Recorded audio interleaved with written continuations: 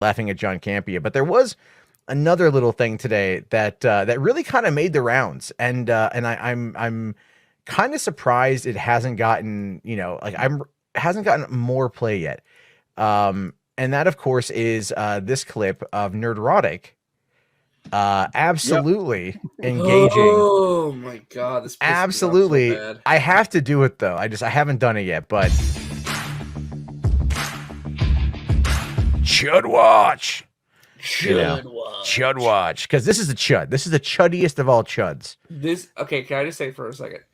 If you have not seen this clip, like, God bless you. I wish I was you. But first off, this is probably the most pathetic he has probably ever been. It's really fucking pathetic. It's really fucking bad. Really bad. And apparently the review of Hawkeye is even worse than this, somehow. Yeah, I mean, they're always reaching, way up their asses for some, kind of manufactured anti-woke controversy or whatever. But this one is just like, he reached up his own ass and his hand came out his mouth again, and then he found a dumpster with some diapers in it, and that's what he pulled out. But, yeah, that's all Gary can do at this point. But if you have, it's only 9 seconds, but this is let me make sure the sound's all the way up. Okay. Yeah, this is pretty bad. At the beginning of the 3rd episode, Clint, of course, is duct taped to a unicorn because we can't go 5 minutes without subtly or not so subtly emasculating a man on a Disney Plus show. So I just want to point out the beginning of that he's talking about emasculation as he's literally surrounded by fucking toys. There's nothing wrong by having a toy room, but it's like, don't throw bricks in glass houses, okay? Right, yeah. I mean, especially look at those little cutesy animal ones. That's Mauler and Rags. It's Mauler and Rags, yeah. Well, they still look pretty effeminate. A little bit. I'm just saying. But dude, it's like Kate Bishop was strapped to one of those things too. Are we gonna complain about that? Okay. In the Hawkeye comic, it was very comedic. Clint was always kind of bumbling around at some points or getting a little bit embarrassed. That's part of the character? Do they read comics? I know they don't, but Jesus. It can't possibly be, because it's just kind of like a little visual irony, because you got the badass heroes of the show and they're duct taped to fucking, little whatever carousel unicorns. It can't be that. It can't just be that. There has to be also this my dick's being attacked by Disney Plus element to it. Never mind. And this just speaks to the story of the moment as well. It's not just that Kate is tied up next to him as well.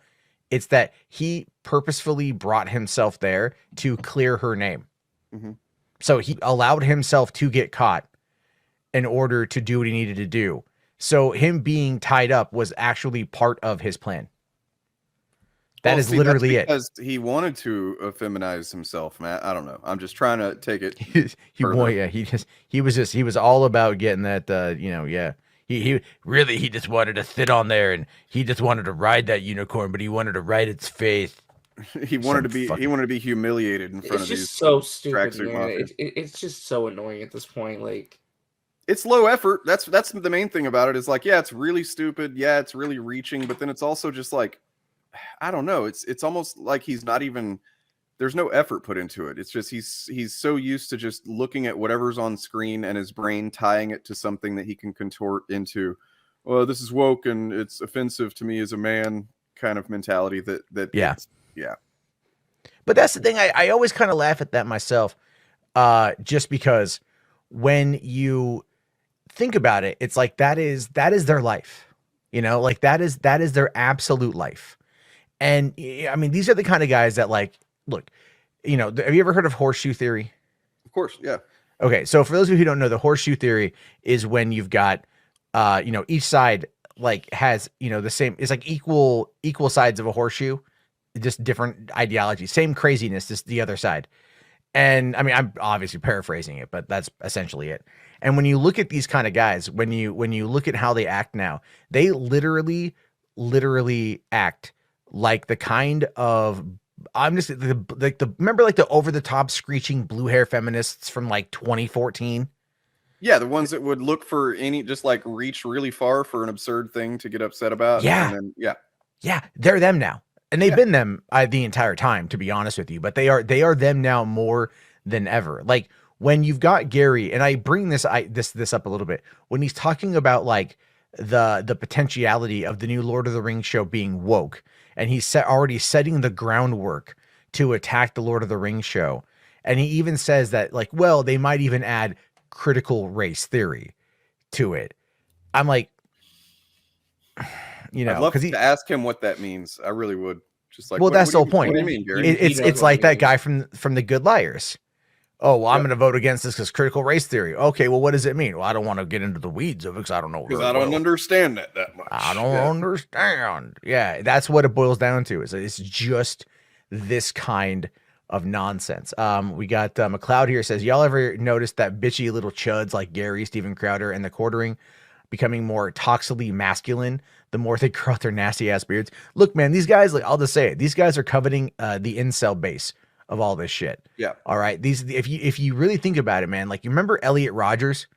All right. Back in 2014, the guy who went in, the Supreme Gentleman with Santa Barbara, killed 5 people before cowardly taking himself out in the BMW his parents bought him, like the little affluent fuck that he was. And the thing is, he was into the incel pickup culture shit, and pickup culture and incels now go hand in hand. It's that whole idea that women are to blame, that women need these men. And so when you got these chuds and they're coming out here and they're saying like that, oh, they're emasculating men, that they're overpowering women. We didn't get to see Kate Bishop training when we clearly do in the opening credit, because they're just never mind the fucking fact that we never saw Hawkeye himself train. We saw Kate train more than we saw Clint train. Yeah.